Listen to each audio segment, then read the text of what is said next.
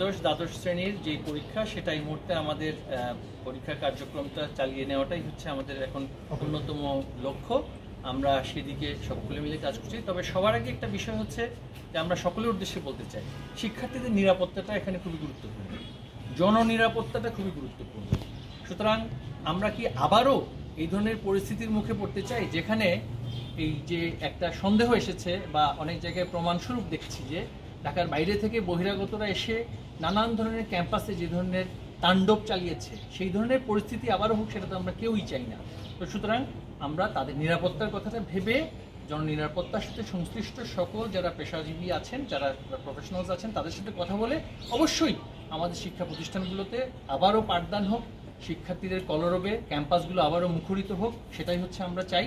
এবং সেখানে বহু মত পথের স্বাধীনতার সপক্ষের সকল রাজনৈতিক ছাত্র সংগঠনগুলো যাতে করে একটি সৌহার্দ্যপূর্ণ পরিবেশে সবাই যাতে করে ক্যাম্পাসে অবস্থান করার মাধ্যমে নিজেদের যেই সৃজনশীল কার্যকলাপ, সাংগঠনিক কার্যকলাপ সবাই যাতে করে সেটা করতে পারে, সেটার জন্য আমরা ইতিমধ্যেই সকল প্রতিষ্ঠান প্রধানগুলোর সাথে আলোচনা শুরু করেছি।